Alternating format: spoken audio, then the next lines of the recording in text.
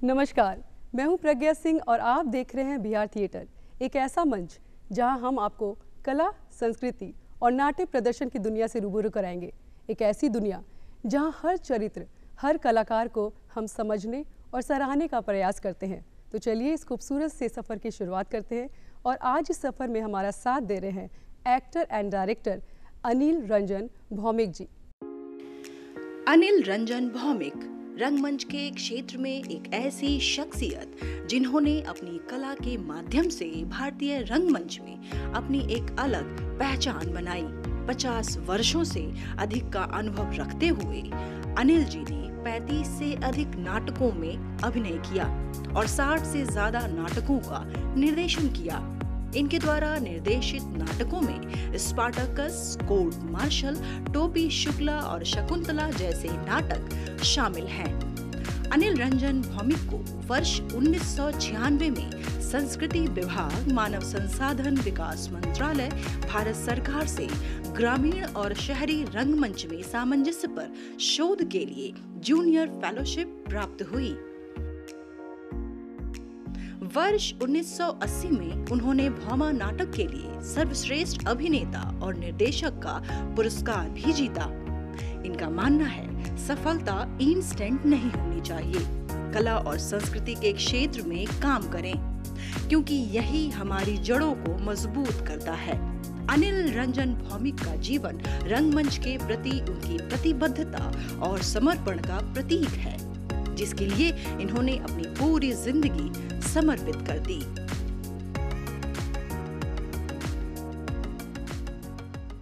Sir, आपका हमारे कार्यक्रम में स्वागत है। नमस्कार सर, जैसा कि आपका 50 सालों से अधिक आपका एक्सपीरियंस रहा है थिएटर की दुनिया में, तो सबसे पहले शुरुआती दिनों के बारे में आपसे जानना चाहेंगे। प्रज्ञा जी, हम लोग बंगाली परिवार से आते हैं, तो हमारे यहाँ सभी लोगों को करीब करीब दुर्गा पूजा से ही रंगमंच में गीत संगीत में भाग लेना होता है जी। तो बचपन से बंगाली परिवार होने के कारण दुर्गा पूजाओं में नाटक करते रहे हैं और कानपुर में रहे हैं तो अगल बगल रामलीलाएं होती थी, उसको देख करके उसकी नकल करते थे। और जब मैं रामकृष्ण मिशन कानपुर में गया तो हमारे प्रिंसिपल साहब थे पातीराम भट्ट जी, वो नाटक लिखते थे और उन्होंने नाटक में मुझे लिया। ये सन 1972 की बात है, लेकिन 74 से मैं विधिवत रंगमंच में हूँ। तो इस तरह देखा जाए तो एक 50 साल से रंगमंच की दुनिया में हूँ। और 1977-78 में भारतेंदु नाट्य केंद्र जो अब भारतेंदु नाट्य एकेडमी हो गया है, उसकी मैंने ट्रेनिंग ली है M.K. रैना जी के निर्देशन में। तो तब जाना कि नाटक में प्रशिक्षण की भी ज़रूरत होती है, क्योंकि वे सभी लोग, चाहे M.K. रैना हो, बंसी कौल हो, त्रिपुरारी शर्मा हो, रवि शर्मा हो, जिनसे मैंने प्रशिक्षण लिया है, वे सभी राष्ट्रीय नाट्य विद्यालय से प्रशिक्षित थे। तो प्रशिक्षण का महत्व समझ में आया कि रंगमंच जो हम लोग अभी तक करते हुए आ रहे थे शौकिया, एक प्रशिक्षण की ज़रूरत है। तो मैंने खुद प्रशिक्षण लिया और जब मैंने संस्था अपनी बनाई 1978 में समानांतर, और समानांतर बनाने के पीछे भी एक कारण है कि मैं मंथन, अंकुर, आक्रोश ऐसी फिल्में देखता था जिन्हें श्याम बेनेगल जैसे लोग बनाते थे, समानांतर फिल्में कहते थे। तो मुझे रंगकर में भी ऐसा ही कुछ करना, इसलिए संस्था का नाम भी हमने समानांतर रखा, जो अब 47 वर्ष का हो गया है। तो जब मैंने प्रशिक्षण लिया तो मुझे बार बार ये लगने लगा कि जो युवा लोग या जो बच्चे रंगकर में आ रहे हैं, उनको एक प्रशिक्षण की ज़रूरत है। तो प्रशिक्षित रंगकर्मी जो करेगा तो उसका रिजल्ट भी अच्छा होगा। इसलिए मैंने अपना ध्येय भी बना लिया है कि जितना मुझे आता है, जितना मैंने सीखा है या सीखता आ रहा हूँ, वो मैं दूसरों को भी प्रशिक्षित करता रहूँ। बिल्कुल, तो ट्रेनिंग में आपका ज़्यादा फोकस रहता है? हाँ, मेरे जो टीम में जो लोग आते हैं उनको 1 महीने या 2 महीने की प्रशिक्षण देता हूँ पहले, और उस प्रशिक्षण के द्वारा ही मैं देखता हूँ कि व्यक्ति में कितनी योग्यता है। मेरा मानना है कि हर व्यक्ति में अंदर छिपी हुई प्रतिभा है, बस उस प्रतिभा को उसको पहचानना है, क्योंकि हम बचपन से लेकर मृत्यु तक अभिनय ही करते हैं, है ना। कहीं आप बच्चे का रोल कर रहे हैं, जब बड़े होते हैं तो युवा का, बैंक में आप ऑफिसर बन गए तो ऑफिसर का, तो हम जीवन भर तो अभिनय ही कर रहे हैं, कभी पति का कभी बिल्कुल। पत्नी का अभिनय करते हैं। तो इन अभिनय को जो हम जीवन में करते हैं, उन अभिनय को हम कैसे मंच में करें, कैसे कैमरे के सामने करें, यही एक ट्रेनिंग प्रोसेस है। तो उसके लिए मैं प्रशिक्षण देता भी हूँ और प्रशिक्षण लेता भी हूँ। बिल्कुल अनिल जी, इसी पे आगे पूछना चाहूँगी कि जब आप ट्रेनिंग जो आप देते हो बच्चों को, किन किन बारीकियों का ध्यान रखते हो, किन किन चीज़ों का ध्यान रखते हैं? सबसे पहले तो ये है कि जो भी प्रशिक्षणार्थी आ रहे जी। हैं, उनसे पहले यही पूछना पड़ता है कि आप इस फील्ड में क्यों जाना चाहते हैं, आप रंगकर्म क्यों करना चाहते हैं। तो कुछ का फिल्मों में जाना है, कुछ का टीवी में जाना है, कुछ का रंगमंच करना है। तो सबसे पहले तो ये देखता हूँ कि उस व्यक्ति में शौक है कि बस किसी ने कहा और चलाया। तो सबसे पहले ये है ज़रूरत कि उसके अंदर वो शौक होना चाहिए, और वो शौक धीरे धीरे जुनून होना चाहिए। जैसे अभिनय के 4 हैं भेद: आंगिक अभिनय, वाचिक अभिनय, आहार्य और सात्विक। तो अंग से किए गए काम को आंगिक अभिनय कहते हैं। वाचिक जो मैं बोल रहा हूँ, जैसे रेडियो नाटक अगर होता है तो वाचिक का है, तो ये वाचिक हो गया। आहार जो हमें बाहर से चीज़ें मिलती हैं, जैसे ये कॉस्ट्यूम मिल रहा है, संगीत मिल रहा है, लाइट मिल रहा है, ये आहार्य है। और सात्विक अभिनय जो हम महसूस करते हैं, जैसे मैं अगर राम का रोल कर रहा हूँ तो राम के रोल को करते वक्त मैं जो महसूस करता हूँ वो सात्विक अभिनय। तो यही 4 अभिनय के जब नियम है। तो आंगिक अभिनय, तो हर आंगिक में एक अभिनेता को अपने एक एक अंग का पर काम करना है कि उसकी आंखें कैसे चलेंगी। ऐसे देख रहा है तो एक यूँ देख रहा है, तो एक यूँ देख रहा है, तो एक यूँ, आँखों का, फिर भौहों का, नाक का, मुंह का, हाथ का।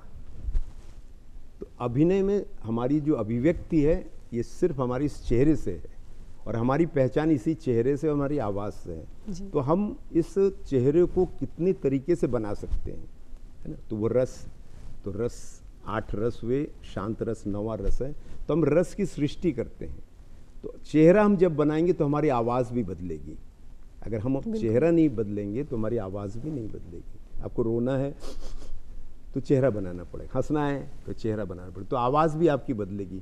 तो यही एक माने हमारे प्रशिक्षण में सबसे ज़्यादा आंगिक अभिनय पर, कि एक अभिनेता को अपने सारे अंगों के बारे में जानना चाहिए और उन सारे अंगों को हम कैसे इस्तेमाल कर सकते हैं, है ना। नाट्य शास्त्र में कहा भी गया है कि जहाँ जाए हाथ वहाँ जाना चाहिए दृष्टि, जहाँ जाए दृष्टि वहाँ जाना चाहिए मन, जहाँ जाए मन वहाँ जाना चाहिए रस, और जहाँ जाए रस वहाँ जाना चाहिए भाव। यही अभिनय का नियम है कि हमारे हाथ जैसे आपकी तरफ जा रहा है तो वहाँ दृष्टि भी मेरी जानी चाहिए, ये ऐसे नहीं जाएगा आपकी तरफ। तो जहाँ जाए हाथ वहाँ जाना चाहिए दृष्टि, जहाँ जाए दृष्टि वहाँ जाना चाहिए मन, मेरा मन भी जाना चाहिए, और जहाँ मन वहाँ जाना चाहिए रस, और जहाँ रस वहाँ भाव। हम किस भाव से आपसे बात कर रहे हैं, तो ये अभिनय का बेसिक नियम है, इसी की ट्रेनिंग है। ये तो आंगिक अभिनय हुआ कि हमारे अंग का संचालन कैसे होगा।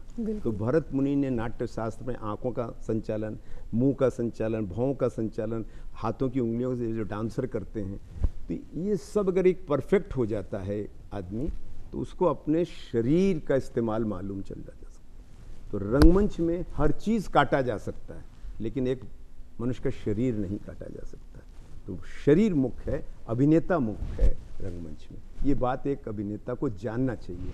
अब आते हैं वाचिक पे, तो हम कितने तरीके से अपने वाचिक के द्वारा हम कितने तरीके से बात कर सकते हैं, क्योंकि आपका नाटक बहुत हैं, तो उन नाटकों में, हर नाटक में आपने अगर एक ही वॉइस रखी तो नहीं चलेगा, आपको उसका पिच अलग अलग बनाना पड़ेगा। कहीं बूढ़े का रोल कर रहे हैं तो बूढ़े की आवाज़ निकालनी पड़ेगी, बच्चे का कर रहे हैं तो बच्चे की, युवा का कर रहे हैं तो वो आपको अपने वॉइस एक्सरसाइजेस, बहुत सारे एक्सरसाइजेस हैं, उन एक्सरसाइजों के साथ। ये 2 मुख्य हैं, आंगिक और वाचिक। आहार्य तो हमें बाहर से मिल रहा है, कॉस्ट्यूम मिला, लाइट मिला, तलवार मिली, बंदूक मिला, ये और जो हम अनुभव करते हैं वो सात्विक है। तो इसकी प्रॉपर ट्रेनिंग अगर एक हमारा कलाकार करता है तो एक अच्छा अभिनेता बनेगा।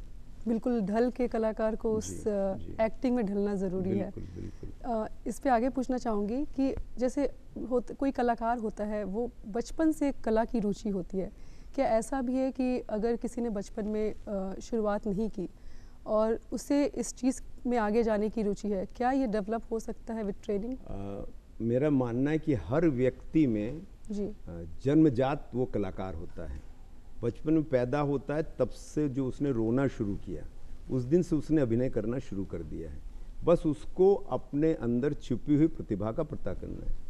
और ये अगर कोई कहता है कि बचपन में जिसने नहीं किया, जवानी में नहीं किया, वो कलाकार नहीं बन सकता, ऐसा कुछ भी नहीं है। रविन्द्रनाथ टैगोर ने 70 साल की उम्र के बाद पेंटिंग करना शुरू किया है। तो जब जगे तब सवेरा, लेकिन एक कड़ी मेहनत करनी पड़ती है। आपने बाल कलाकारों के साथ भी काफ़ी वर्कशॉप किया है, काफ़ी ट्रेनिंग की है जी। उनके साथ जो एक्सपीरियंस आपका कैसा रहा? बच्चों के साथ काम करना, छोटे बच्चों के साथ बहुत अच्छा मज़ा आता है, क्योंकि उनको हम एकदम छोड़ देते हैं और हम लोग कुछ थिएटर गेम्स करते हैं, खेलते हैं।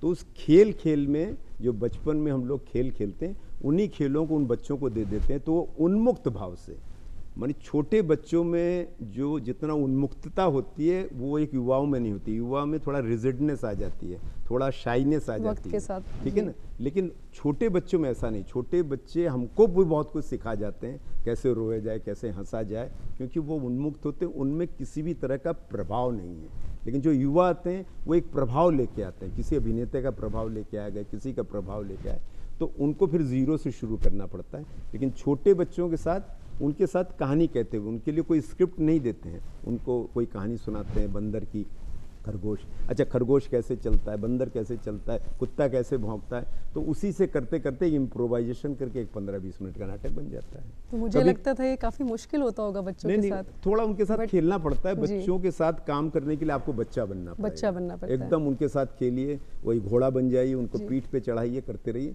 फिर उन्हीं से कहानी सुनिए। तो होता है क्या कि अक्सर बच्चे छोटी छोटी कहानियाँ जो पढ़ते हैं, उसी को जब वो इनेक्ट करते हैं, अच्छा चलो एक घोड़ा चला जा रहा था, उसके ऊपर एक गधा बैठा था, चलो एक घोड़ा बनो, उसके ऊपर गधा बनो, उसके ऊपर एक बंदर भी था, बंदर कैसे बोलता है, कुत्ता कैसे करते करते वो लोग खुद ही नाटक करते हैं। तो बहुत अच्छा तैयार हो जाता है, क्योंकि उनको स्क्रिप्ट नहीं रटाया जा सकता है, उनसे निकलवाया जा सकता है। बहुत अच्छा करते हैं। बहुत खूब। अनिल जी, आपने मूवी में भी काम किया है? हाँ, मैंने 2000 में और 2001 में, आज 24 साल पूरे हो रहे हैं। 5 फिल्में, नाना पाटेकर, परेश रावल, बिल्कुल, और रघुवीर यादव, अखिलेंद्र मिश्रा, निर्मल पांडे, इन सब के साथ काम किया। और उस काम करने के पीछे उद्देश्य था, हमारा ही स्टूडेंट था राजेश राम सिंह, जिसने उस फिल्म को डायरेक्ट किया है जी। तो उसका कहना था कि आप अभिनय कीजिए। तो मैंने कहा नहीं, मेरा तो रंगमंच है, मैं फिल्म में होता तो बहुत पहले चला जाता। तो जब मालूम चला कि नाना पाटेकर हैं, परेश रावल हैं, ये सारे लोग हैं और ये लोग रंगमंच के से फिल्मों में आए, तो मुझे लगा कि मुझे भी करना चाहिए और इनसे सीखना चाहिए कि कैसे ये लोग रंगमंच करते थे और कैसे रंगमंच करते करते फिल्मों में गए और आज भी रंगमंच कर रहे हैं। तो वो एक एक्सपीरियंस, बहुत ही अच्छा एक्सपीरियंस था। और इधर गाज़ीपुर, बनारस और कुछ बॉम्बे में शूटिंग हुई थी। तो 3 महीने की इस शूटिंग में हमने ये देखा कि रंगमंच कठिन है, फिल्में बहुत आसान हैं। क्योंकि फिल्मों में कैमरा बोलता है और आप मंच पे आप खुद ही एक्टिंग करते हैं और कोई रिटेक नहीं है। वहाँ पर आपको मंच पे पूरा पूरा अभिनय 1.5 घंटे का है तो करना ही करना है। यहाँ रिटेक बहुत है। एक दिन हो सकता है 2 लाइनें आपको बोलनी पड़े, ड्रेस पहना दिया और 2 डायलॉग बोलना है, ठीक है ना, पूरे दिन भर की शूटिंग में। तो ये डिफरेंस काफी बड़ा है। हाँ जी। अभिनेता अभिनेत्री हो सकता है कि तात्कालिक लिए जाते हैं, लेकिन बाकी सब रंगमंच के होंगे आप।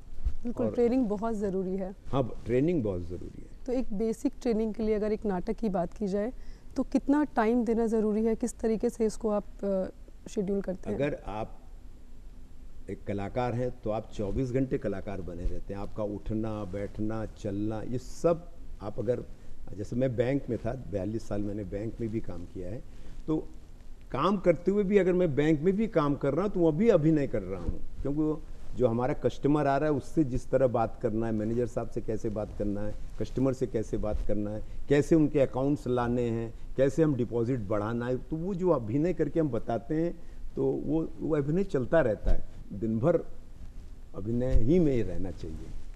मतलब आप मैं इस पे सवाल भी करना चाहती थी आपसे कि किस तरीके से आप मैनेज करते थे, क्योंकि अगर इंसान काम कर रहा है उसका जो करता धरता आपका काम जो है वो आप बैंक में थे और उसके साथ आपने थिएटर को भी अपने जीवन में एक अहम हिस्से के रूप में रखा। तो कैसे बैलेंस कर पाते थे इन दोनों चीज़ों को? बात 1978 में एक ही दिन 2 चिट्ठियाँ आई, एक बैंक ज्वाइन करो और एक national school of drama join करो जी।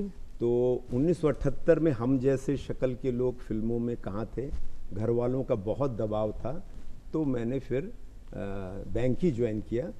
तो एनएसडी के फॉर्म में 2 रेफरेंसेस होते हैं, तो अमृतलाल नागर के बेटे शरद नागर का रेफरेंस था, तो उनका एक ही बात था कि तुम बैंक ज्वाइन करो और अगर तुम में कुछ काबिलियत होगी तो एक दिन तुम नेशनल स्कूल ऑफ ड्रामा पहुंच जाओगे। उनकी बातें आज साबित सही हुई कि मैं नेशनल स्कूल ऑफ ड्रामा के प्रशिक्षण देने भी जाता हूं, उनके जो एक्सटेंशन प्रोग्राम हैं, और साथ ही साथ नेशनल स्कूल ऑफ ड्रामा के कमेटियों में, भारत रंग महोत्सव की कमेटियों में रहा है। तो मुझे लगता है कि सबसे पहले किसी भी युवा को अपना परिवार का पालन करने के लिए कहीं ना कहीं कोई ना कोई नौकरी या कोई ना कोई काम करना चाहिए। रंगमंच से उसका परिवार नहीं चलेगा, ये बिल्कुल सिद्ध हो चुका है, क्योंकि हम लोग अभी उतने प्रोफेशनल नहीं हुए विदेशों में जिस तरह प्रोफेशनल है। आपको कहीं ना कहीं टीचिंग करिए, कहीं ना कहीं कोई काम करिए, और काम करते हुए रंगमंच करिए, और फिर रंगमंच करते हुए फिल्मों में जाइए। जैसे उत्पल दत्त थे, वो फिल्में करते थे, रंगमंच करते थे। उनसे पूछा गया कि आप फिल्में क्यों करते हैं? बोले रंगमंच में पैसा नहीं है, हमारा ग्रुप चलाना है तो मैं फिल्में करता हूँ, फिल्मों से जो पैसा कमाता हूँ मैं रंगमंच में लगा देता हूँ, पूरा ग्रुप चलाता हूँ। तो यही है तरीका। बिल्कुल, एक कलाकार को पूरा डूब करके बिल्कुल काम करना चाहिए। हाँ, आपने बात की वैश्विक स्तर पर जो हमारा जो नाटक है, जो राष्ट्रीय नाटक है, उसको वैश्विक स्तर पर ले जाने के लिए क्या कुछ चुनौतियां आप देख रहे हैं? सबसे पहले तो है कि कोई भी नाटक जब तक वो स्थानीय नहीं होगा तब तक वो राष्ट्रीय नहीं होगा, अंतर्राष्ट्रीय नहीं होगा। हमें सबसे पहले, जैसे आपके यहाँ के भिखारी ठाकुर हैं, आज भिखारी ठाकुर का नाम राष्ट्रीय नहीं अंतर्राष्ट्रीय स्तर पर है, तो भिखारी ठाकुर ने यहीं पर विदेशिया शैली में अपना नाटक किया। तो बाबा कारंत एक बहुत बड़े निर्देशक रहे हैं, संगीतज्ञ रहे हैं, उनका कहना था कि जब तक हमारा रंगमंच स्थानीय नहीं होगा तब तक वो राष्ट्रीय नहीं होगा, है ना, और अंतर्राष्ट्रीय नहीं हो सकता। जैसे हबीब साहब ने चरणदास चोर छत्तीसगढ़ के कलाकारों को लिया और विदेशों में उनका डंका बजा है। उसका गाना ही है, एक चोर ने रंग जमाया सच बोल के, दुनिया में नाम कमाया सच बोल के। तो सवाल है कि हम विदेशी नाटकों की नकल न करें, विदेशियों की तरह न बने, हमें अपने स्थानीय चीज़ें होनी चाहिए। जैसे आपके यहाँ का कोई खान पान होगा, हमारे इलाहाबाद के अमरूद हैं लाल रंग के, तो इलाहाबाद में ही पाए जाएंगे। अगर विदेश भी से कोई मंगाना होगा तो भाई इलाहाबादी अमरूद लेते हैं ना। आपके यहाँ भी जैसे तिलकुट या क्या है, कल मैंने खाया था जी। तो ये प्रसिद्ध है, तो बाहर के लोग तिलकुट मंगाएंगे। लेकिन आप अगर कोई बाहर का बर्गर, तो बर्गर तो हर जगह मिल रहा है ना। तो आपका उसी तरह नाटक स्थानीय होना चाहिए, यहाँ की स्थानीय घटनाओं को लेके होना चाहिए। वो उसमें आप स्थानीय संगीत, स्थानीय बोली, स्थानीय चीज़ों को करेंगे, तब उसकी डिमांड होगी, वो राष्ट्रीय होगा, फिर अंतर्राष्ट्रीय भी होगा। इस तरह वैश्विक हम लोग जा सकते हैं। तो जितने लोग विदेशों में गए हैं वे अपने स्थानीय नाटकों को लेके गए, चाहे विदेशिया संजय उपाध्याय जी करते हैं, बहुत मेरे ख्याल से 2-3 हज़ार शोज कर चुके हैं, भिखारी ठाकुर का नाम है, इसी तरह हबीब साहब का नाम है, बादल सरकार जी एक ऐसे नाटककार हुए हैं, उनकी जन्म शताब्दी वर्ष भी चल रही है। बादल सरकार ने एक उनको पद्मश्री, संगीत नाटक अकेडमी, पंद्म विभूषण सब कुछ मिल गया, और उनका एवं इंद्रजीत, पगला घोड़ा, इस तरह के नाटक फेमस हुए थे। लेकिन जब उनको लगने लगा कि इस तरह के नाटकों में बहुत खर्चा है, तो उन्होंने फिर तीसरा रंगमंच बनाया। तो आप पूछेंगे तीसरा रंगमंच क्या है? तो पहला रंगमंच हमारा लोक नाट्य है, जैसे आपके यहाँ का विदेशिया है, हमारे यहाँ रामलीला है, बंगाल का जात्रा है, आपका महाराष्ट्र का तमाशा है, इस तरह हर स्थानीय लोक नाट्य होता है। तो ये हमारा पहला रंगमंच है। दूसरा रंगमंच जो अंग्रेज जब अपने साथ आए तो प्रोसिनियम रंगमंच लाए, जिसमें एक पर्दा होता है, ऊपर कलाकार होते हैं, बिल्कुल, वो प्रोसिनियम रंगमंच है। तो बादल सरकार ने इन दोनों रंगमंच को मिलाकर एक तीसरे रंगमंच की परिकल्पना की। उस परिकल्पना में कि हमारा शरीर ही मुख्य है, हम अपने शरीर के द्वारा ही सब कुछ बन सकते हैं। तो इस थिएटर के द्वारा एक अभिनेता अपनी बात को कह सकता है बहुत आसानी से, उसको मंच की भी ज़रूरत नहीं है, चारों ओर दर्शक बैठ जाएं और वो अपनी बातों को इसी ड्रेस में, वो राजा भी बन जा रहा है, इससे फकीर भी बन जा रहा है, क्योंकि वो अभिनय करके दिखा रहा है। अगर मैं आपसे पूछना चाहूँगी, आपके नाटक में, आपके निर्देशन में किस तरीके के सब्जेक्ट्स को आप लेना पसंद करते हैं? जैसे भी हम लोगों ने, सब लोगों ने कोरोना काल देखा है जी। तो कोरोना काल में क्या विभीषिकाएं हुई, कैसे लोग परेशान हुए, अगर उस पर हमारे नाटक नहीं होंगे तो एक कविताएं मिल जाएंगी आपको, उपन्यास मिल जाएंगी, कहानियां मिल जाएंगी, नाटक भी मिलने चाहिए कि उस कोरोना काल में कैसे सोच रहे थे आदमी, बंद होकर के घर में क्या क्या कर रहा था और कितनी परेशानियां हुई, कितने लोगों की नौकरियां चली गई हैं, कितना कुछ आप सब जानती हैं। अगर उस विषय को लेकर के हमने रंगमंच नाटक नहीं करेंगे तो अपने समय का होना चाहिए, है ना, देश काल और समय बहुत ज़रूरी होता है।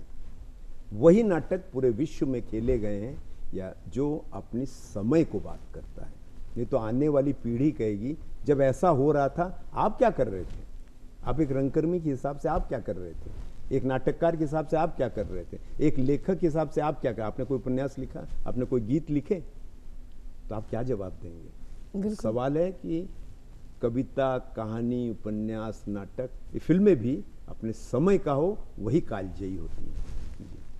बिल्कुल।